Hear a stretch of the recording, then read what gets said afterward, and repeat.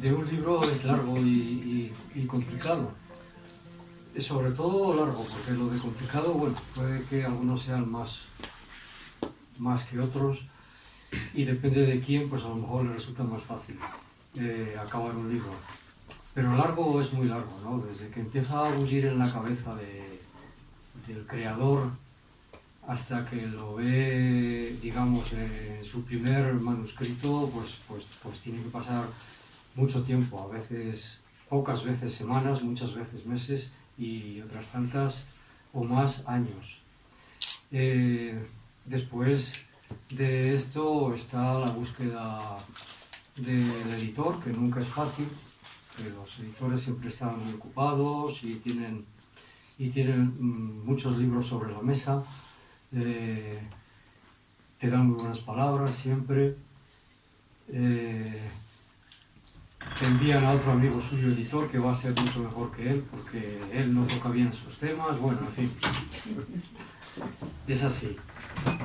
Y bueno, y después a continuación, si se encuentra ese buen editor, pues sí, el proceso sigue siendo largo. Puede darse el caso, como en este, ¿no? En el libro del Diario del Naturalista, puede darse el caso de que se necesite volcar a otro idioma, entonces entra en juego el traductor. Después, cuando esto se ha acabado, bueno, pues el libro pasa a un cajoncito donde el editor decide cuándo se va a publicar, porque quizás la campaña de Navidad no sea la mejor, y después tiene que pasar el día de San Valentín, y bueno, y así pasan unos meses también, o más tiempo en el cajón.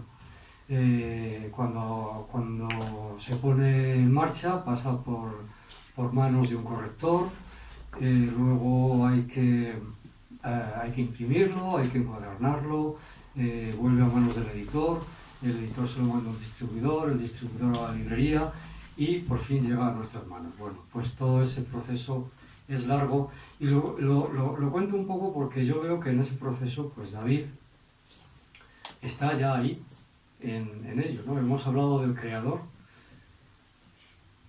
que lo es, puesto que, bueno, pues entre otras cosas, Felipón es su novela, la novela ya editada. Hemos hablado del traductor, que es, bueno, digamos que es su oficio de ahora, ¿no? Ha traducido este libro y luego hablaremos de otras 3 o 4 que también ha traducido ya y están a punto de aparecer. Y hemos hablado de librero, resulta que David ha sido librero también. Y bueno, pues todo esto... Qué buen oficio. Qué bueno, ¿a qué enseña? Bueno, por lo menos la idea que yo tengo es que a ti algo te ha enseñado, aunque sea algún camino, ¿no? Algún camino a seguir. Como sabéis, muchos de los que estáis aquí, David cursó en la Universidad de Salamanca, hizo Filología Hispánica, después bueno, ha hecho varios másteres, o por lo menos uno y otro intento, ¿no? Bueno, pero ese intento también hablaremos de ello porque también tiene su aquello. Ha cursado en la Fundación Antonio Gala, donde escribió también una novela que no ha querido publicar, la tiene en el cajón. Y luego, en el año 2013, creo que me dijo David, se fue a Estados Unidos. Allí estuvo un año queriendo hacer un máster de literatura, pero se le cruzó Felipón por medio. Y yo creo que, bueno, ahí el chip de David cambió. Cambió porque pasó de ser un estudiante a ser alguien que, no sé, que se internaba en la vida cultural, en la vida activa, en la vida de los libros, en fin.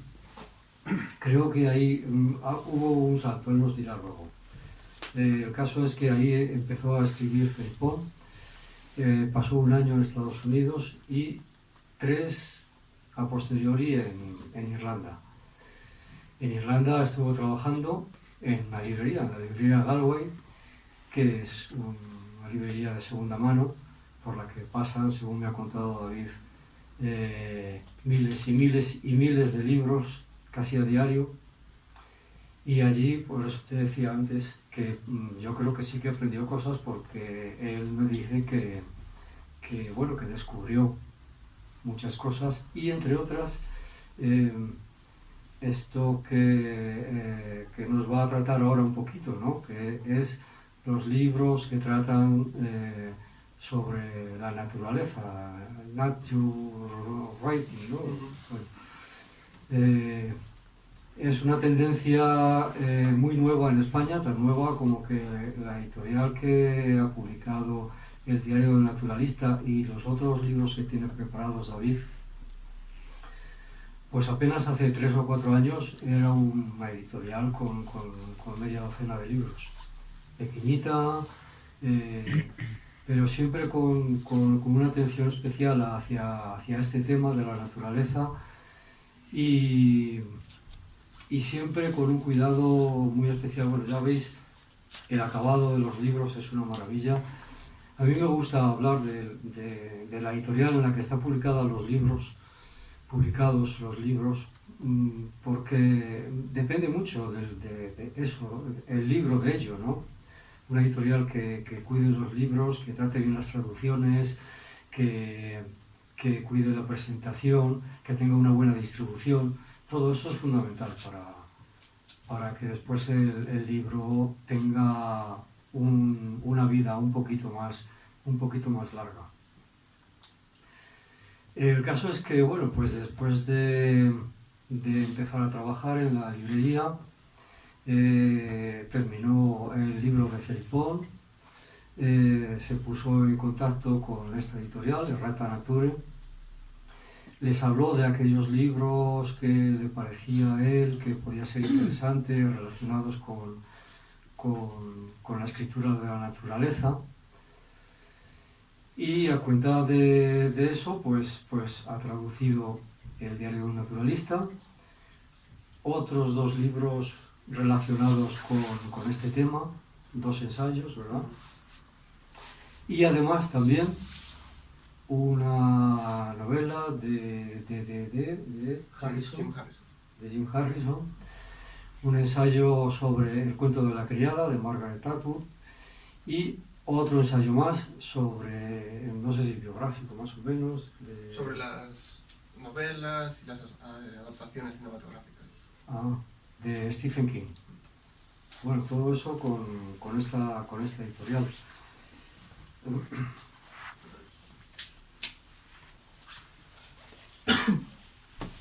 Os seguiría hablando un poco de la editorial, porque leyendo la página de ellos, de la página de internet, tiene una especie de introducción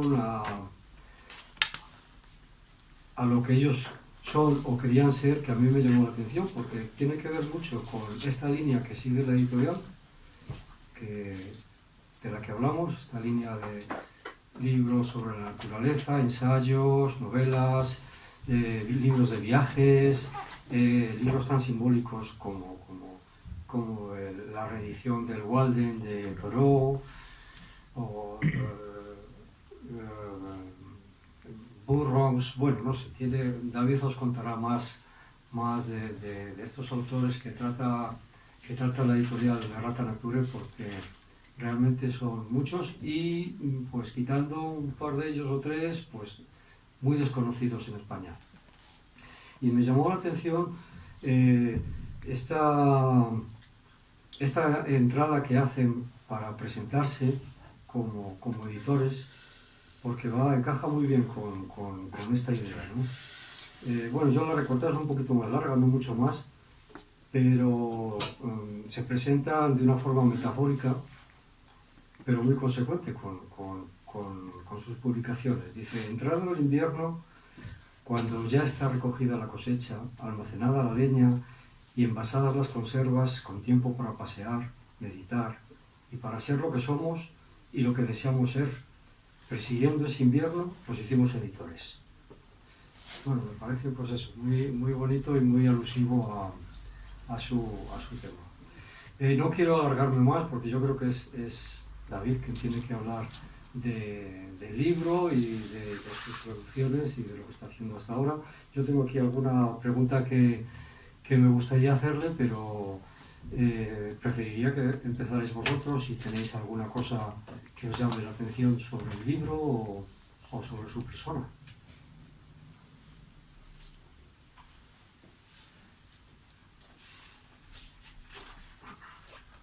¿Puedo empezar hablando por el libro un poco? Sí, hay una cosa que a mí me ha gustado, porque bueno, yo nunca he sido amante de los diarios y creo que nunca he tenido uno, ¿no? Y cuando me he fijado en este, he visto que tenía una organización quinquenal, que yo lo primero que fui a ver es para qué servía eso. ¿No? Bueno, resulta que es todo un diario completo de todo el año, pero tiene para escribir durante 5 años. En un diario de la naturaleza es una cosa fantástica, porque resulta que puedes estar escribiendo el mismo día durante los 5 años y comparando, viendo qué diferencias ha habido de temperaturas, por qué los pájaros han llegado o no han llegado, o por qué las plantas se han retrasado en la floración, en fin, no sé, me parece una cosa muy bonita y muy práctica. Creo que... Sí, es lo que has comentado. Pasar el micro. Lo que los autores plantean es precisamente eso, que siempre hay tendencias, ¿no? Que siempre hay que siempre debería haber ciclos. Al final la naturaleza son ciclos y ellos lo que te piden, lo que te proponen en el diario es que recojas esos ciclos. Es decir, el por qué viene después. De momento lo primero que hay que hacer es simplemente prestar atención y apuntar las diferentes observaciones que vayas haciendo. Se trata de salir al campo, de observar lo que nos rodea y apuntarlo. Y una vez que lo tengas apuntado, pues el libro funciona como... La primera parte son las herramientas que te dan ellos, los consejos y tal, y luego está el cuaderno.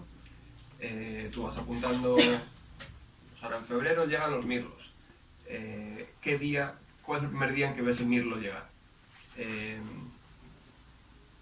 año siguiente, y a lo mejor hay un retroceso. Y puedes preguntarte entonces, ¿y por qué se produce este retroceso? Y es entonces cuando tienes que buscar cuáles son las posibles respuestas, que pueden tener que ver con cambio climático, lo que sea. O sea, es como que el cuaderno lo que te propone primero es eso, simplemente sal, observa, apunta. Y a partir de ahí, vamos. Claro, pero es que eso además, cualquiera que se ponga a hacerlo durante 2 años seguidos le tiene que entrar una curiosidad tremenda, ¿no? Porque siendo amante de la naturaleza, ¿no? Porque te empieza a dar soluciones o a plantear incógnitas, ¿no? Sí, una de las cosas que a mí más me llamaron la atención fue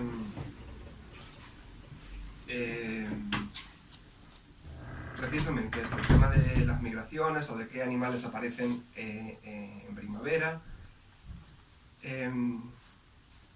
Y según tú vas haciendo las anotaciones, ellos hablan de cierto tipo de ranas y de cierto tipo de aves, de las oropéndolas, de cuándo llegan las oropéndolas en función del año. Tú haces las anotaciones, haces una gráfica y vas viendo que en sus observaciones se ve que las ranas aparecen siempre más o menos en las mismas fechas, pero que las oropéndolas varían. O viceversa, creo que es al revés. Las oropéndolas, eso es, las oropéndolas siempre a la misma fecha y las ranas varían. Claro, te pones a pensar y dices, ¿y por qué? ¿A qué se debe esto? Entonces, una de las respuestas, la posible respuesta es que las ranas de la madera, que es las que hablo de las ranas de la madera, aparecen, no se guían por la duración de los días, sino por la temperatura. Como el fenómeno natural que hace clic al mecanismo, que pone todo en funcionamiento. Claro, esto no es mecánico, pero más o menos en términos generales es un parámetro, mientras que para las aves es la duración de los días. Eso tiene unos efectos enormes en qué aves van a llegar, qué comida va a haber disponible cuando ellas lleguen. Claro, los parámetros cambian completamente y es muy interesante ponerlas en conjunto. Porque digamos que debido al calentamiento global cambian las temperaturas, con lo cual ciertos animales van a haber cambiado sus parámetros, sus ritmos de aparición, etc. Hay una cosa que también en algún momento no hace alusión a ello, porque no nos olvidemos, ¿no? O lo tengamos presente, que es pues, lo más elemental, que es que para hacer un diario de la naturaleza, pues a lo mejor no es necesario ni salir al campo, ¿no? En la ciudad tenemos un montón de cosas que observar, que ver. El libro incide mucho en el aprender a ver, ¿no? Aprender a observar, ser observador. En la ciudad tienes distintas variedades de árboles, tienes en las paredes y en las rendijas de las aceras plantas, hay insectos, hay pájaros que conviven con nosotros en la ciudad. Tenemos todo un mundo natural alrededor nuestro, ¿no? Viviendo en el centro de la ciudad, aunque sea una ciudad grande. Incluso, pues también tiene mucho que ver ahora bueno, las nuevas tendencias en las ciudades de la jardinería colgante, de las terrazas 100% verdes, las terrazas o las azoteas, ¿no? 100% verdes. El cultivo en la ciudad, aprovechando cualquier espacio, una maceta, un jardín, una terraza, un balcón, ¿no? Todo eso, bueno, te incita a que puedas utilizar un diario de estas características en la ciudad. Y además, yo creo que todo este boom de la escritura de la naturaleza nace de la ciudad. Es decir, alguien que esté en contacto con el campo día a día no necesita que le hablen del campo, ya está. Y parte de los chicos de Rata Natura lo reconocen perfectamente. Todo este boom de la nature writing está saliendo gracias a que estamos desconectados de la naturaleza. Y se habla, los psicólogos y los sociólogos hablan de esto que se llama el trastorno por déficit de naturaleza. Se atribuyen toda clase de problemas a que los niños no juegan, no corren, no se manchan, todo esto, ¿no? Pero es verdad que eso, en los parques, muchas veces cuando pensamos en la naturaleza pensamos en los grandes parques naturales, en los Pirineos, en Picos de Europa, aquí en España, Doñana, tal, como grandes extensiones. Lo que en Inglaterra, sobre todo en Estados Unidos, llaman el wilderness, que son los terrenos vírgenes, los terrenos no modificados por el hombre, pero eso en Europa apenas ha existido, porque se planteó de otras maneras. Los granjeros, los pequeños campesinos que siempre han formado el tejido social de Europa Occidental, bueno, de gran parte de Europa, en realidad permitían la existencia de lo salvaje, permitían la existencia de la naturaleza virgen también en sus terrenos, ¿no? En las laderas que no cultivaban, etc. Entonces, ¿qué pasa? Cuando llegamos a la ciudad y nos ponemos a pensar en naturaleza y de repente solo somos capaces de pensar en Pirineos, Picos de Europa, el Yosemite, el Amazonas, tal, como que tenemos que irnos fuera de la ciudad a encontrarla. En realidad eso significa que los espacios naturales que existen en la ciudad los consideramos artificiales. Y considerar artificial un espacio que es natural solo porque nos parece que eso no puede ser naturaleza, porque no lo tenemos en la cabeza como tal, en realidad lo que hace es hacer artificial todo lo demás, me parece a mí.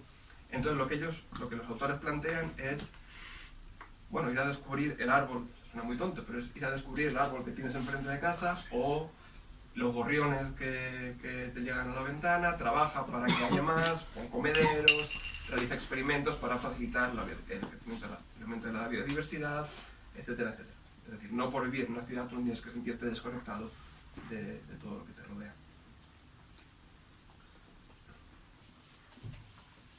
No sé si hablabas ahora de un déficit que no conocía yo. Por naturaleza, ¿no? Trastorno por déficit de naturaleza. Sí, la nueva palabra de moda.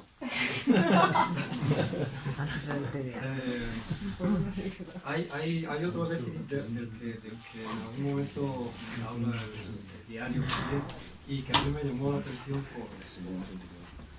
por interesante, desde mi punto de vista, ¿no? Que dice que hoy lo virtual está muy por encima de lo real, ¿no? Hablando de naturaleza, claro, para una persona, para un niño, es mucho más fácil y a lo mejor hasta más atractivo ponerse delante de una pantalla y ver cómo pasan los bichos y tal, ¿no? Pero la realidad siempre está ahí fuera, y eso es inapelable. La realidad está ahí fuera, ¿no? Y precisamente un cuaderno, un diario, para un niño es una herramienta genial para suplir ese déficit de lo virtual con lo real. Sí, lo que estos autores plantean también, y que está, creo, intrínseco en el concepto de ser un naturalista, porque un naturalista no es un biólogo, no es un ecologista, no es un deportista, no es un científico en sí, sino es alguien que sale a la naturaleza y que observa la naturaleza y la analiza por placer. Entonces, en lo que estos autores hacen más énfasis es en la idea del placer, de que a los niños que se ponen delante del ordenador a ver, bueno, muy bien, pero hay que también, no sé lo que hay que hacer, igual, pero es importante, o por lo menos para mí me parece que hay un placer también en salir a la naturaleza, desde pasarte el día en el campo, desde trabajar con la tierra, desde los conocimientos que te da, los descubrimientos que te permite, todo eso son placeres, y todo eso me parece muy importante a mí. Es decir, creo que no hay que meter esta idea de salir más a la naturaleza como una obligación, sino como sí, que fantástico, que no como un placer, porque la es. Como un placer, sin duda. La lotería del monte, yo no sé cómo. Pues sí, si queréis hacer alguna pregunta a David.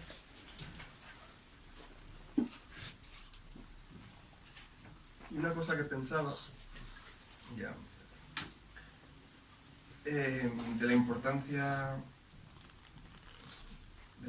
de ese placer, al final todo esto que voy a decir ahora son un poco abstracciones mías, pero bueno, la idea pensando en la idea del naturalista y de que es ser naturalista y tal, eso se habla un poco de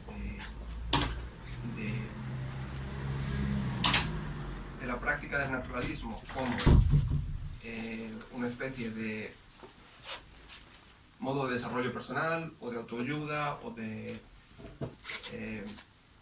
el placer que te provoca, el sentirte más conectado, el sentirte más arraigado a cierto lugar, en consecuencia también a ciertas personas que viven en ese lugar contigo, etc.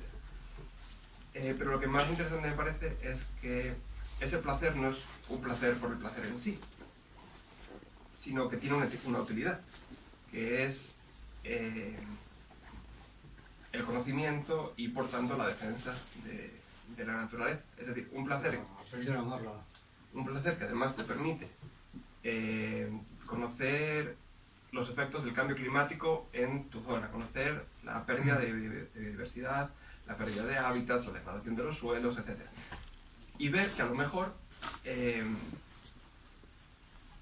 verdad que las soluciones a todos estos problemas siempre las pensamos como soluciones enormes que tienen que venir de mucho más arriba, etc. Pero ver que a lo mejor hay soluciones pequeñas que puedes realizar en forma de experimentos, en forma de desde plantar el huerto para no depender de industrias alimentarias externas, desde poner comederos para las aves y favorecer su vida, etc.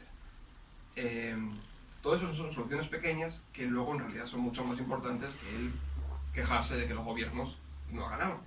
Porque alguien que ya hace algo, por pequeño que sea, ya es parte de la solución. Entonces, la idea de que en el naturalismo se mezclan el placer por el campo y tal, con una utilidad, a mí me parece de lo mejor que se puede hacer. Bueno, me parece. ¿Podrías hablarnos también un poco de esos dos libros que están traducidos ya, pero están próximos a salir? Un poquito de qué van, qué líneas siguen. Los dos de naturaleza. Sí. Pues el primero, que fue el primero que yo traduje, es un libro de un autor que se llama Paul Kingsnorth, que es un autor que yo conocí en Irlanda. Muy interesante, que organizó una especie de grupo literario que se llamaba el Dark Mountain, la montaña oscura. Y es un grupo literario de diferentes partes del mundo, sobre todo en lengua inglesa, que hablan de escribir desde lo salvaje, escribir de una forma descivilizada. Podría ser escribir desde el campo, no, desde la selva, vamos a decir, ¿no? Sin haber conocido la ciudad. Algo así, ¿no? Algo así, busca un poco eso. Y el otro, que en realidad es de lo mejor que yo he leído y estoy contentísimo de haber traducido porque me parece fantástico, se llama Wendell Berry, que no había nada traducido al castellano y que incluso en Inglaterra apenas se le conoce. Él era un escritor. ¿Es el granjero? Sí, un escritor que estaba en Nueva York dando clases en la Universidad de Nueva York de literatura, tal, y de repente un día se plantea que todo el mundo le dice que ya ha conseguido lo que debe ser el sueño de todo escritor, que es vivir en Nueva York, tener relaciones con todos los escritores, y él no hace más que hablar de su granja de Kentucky, y de repente un día como que dice, estoy harto de hablar de mi granja de Kentucky y no vivir en mi granja de Kentucky.